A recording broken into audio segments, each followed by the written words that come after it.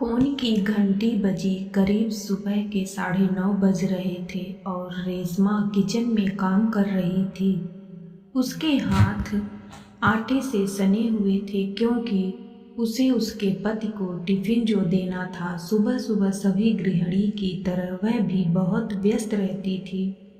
फिर वह आटे में सने हुए हाथ से ही फोन उठाने गई तो देखा कि उसकी मम्मी का फोन आया था। झुझलाहट में उसने फोन उठाकर कहा, ओफो मम्मी, मैंने आपसे कहा है ना कि मेरी अभी अभी नई नई शादी हुई है। शादी को सिर्फ 6 महीने हुए हैं। यूं सुबह सुबह फ़ोन मत किया करो। ऐसा कौन सा ज़रूरी काम था कि आप थोड़ी देर इंतज़ार ना कर सकें। चलिए अभी फ़ोन रखिए, मैं अभी बहुत व्यस्त हूँ। थोड़ी देर में आपको फ़ोन करती हूँ। फिर रेशमा किचन में आकर पराठे बनाने लगी ताकि रवि का टिफिन पैक कर सके।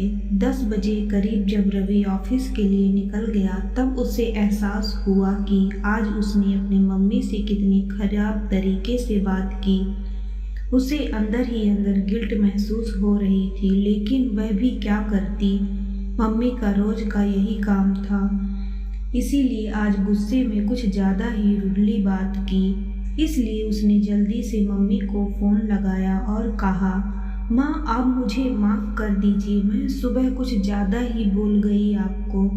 तब उसकी मम्मी ने कहा, कोई बात नहीं बेटा, गलती मेरी ही थी। अब माँ प्लीज़ शर्मिंदा मत करो और बताओ फ़ोन क्यों किया था। वो बेटा तबीयत कुछ ठीक नहीं लग रही थी। ठंड के मारे सर्दी जुकाम भी ज़्यादा हो गई है और नीचे टहलना भी नहीं हो रहा, जिसकी वजह से गैस भी बहुत ज़्यादा बनती है तो भूख भी नहीं लगती। अब तू थी तो 10 बार मुझे दुत्कार के बाद भी हल्का फुल्का ज़बरदस्ती खिला ही देती थी, जिससे कमजोरी महसूस नहीं होती थी।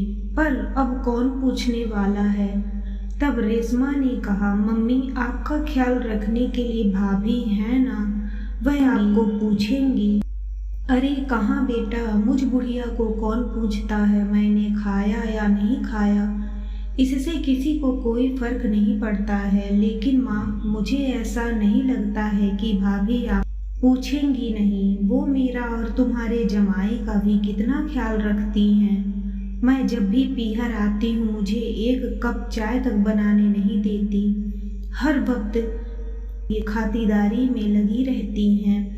मुझे बिल्कुल अपनी छोटी बहन की तरह मानती हैं। अरे बेटा तू बहुत भोली है, तेरी भाभी उतनी ही चालाक। यह सब वो सिर्फ तारीफें बटोरने के लिए तेरे सामने करती है। घर में रोज तीनों टाइम सब्जियां मैं ही काट कर बनाती, वह तो सिर्फ रोटियां सेकती है। और संडे को जब कोई आइटम बनाती है तब भी सारी तैयारियां मैं ही करती हूँ। तुझे यह सब कैसे पता होगा। तेरी शादी उसकी शादी के पहले ही हो गई थी। और रही बात गिफ्ट की, तो वह अपने मायके से मिले हुए सस्ते गिफ्ट तुमको पकड़ा देती है, जिससे तुम खुश हो जाती हो और अपने मायके वालों के लिए बढ़िया और महंगे गिफ्ट खरीद कर लाती है। तुम जितना अपनी भाभी को भली समझती हो ना, वह उतनी भली नहीं है बेटा। वो मुझे दवाई देना हो या खाना पूछना हो, बस एक बार पूछती है दिखावे के लिए। अगर वो सही में मुझे अपनी माँ जैसी मानती तो मुझे ज़बरदस्ती करके ज़रूर खिलाती। तुम्हें क्या लगता है शादी से पहले वो अपनी माँ को बार बार नहीं पूछती होगी। जो भी हो माँ, पर मुझे ऐसा नहीं लगता। मेरे साथ तो भाभी का व्यवहार बहुत अच्छा है और दुनिया भी जो देखती है उसी को सच मानती है। इसलिए भाभी को आप खराब बताएंगी भी तो कोई आप पर विश्वास नहीं करेगा। फिर भी अगर आप बोलती हैं ऐसा है तो इसमें गलती आपकी भी जरूर होगी, क्योंकि ताली कभी एक हाथ से नहीं बजती। अगर उन्होंने आपको माँ नहीं माना तो आपने भी अभी तक उन्हें अपनी बेटी नहीं माना है। जिस तरह आप गलती पर मुझे समझाती थी, भाभी को भी समझाइए, वह जरूर समझेंगी। आपको भी अपने ईगो को साइड में रखकर सास बनकर नहीं बल्कि माँ बनकर समझना होगा। एक और बात माँ, आपको भी अपने बहू से कुछ ज़्यादा ही उम्मीदें हैं। इतनी उम्मीदें पालना अच्छा नहीं है।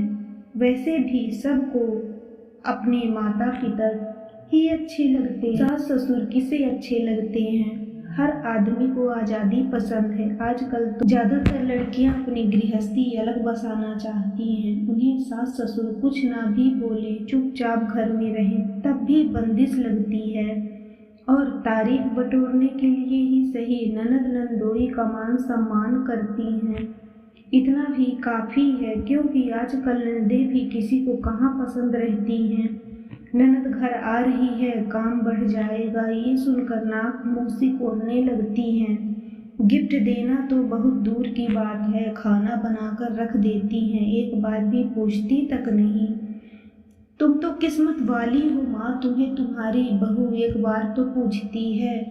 इसलिए माँ, मैं तो कहूँगी कि आप अपनी बहू को बेटी बनाकर उसी से तालमेल बढ़ाओ, क्योंकि काम आपके वही आएगी। मैं तो अब पराई हो चुकी हूँ, मुझे अपनी गृहस्थी संभालनी है। देखती हूँ 1-2 दिन में आऊँगी थोड़ी देर के लिए। चलो माँ, मैं अब रखती हूँ।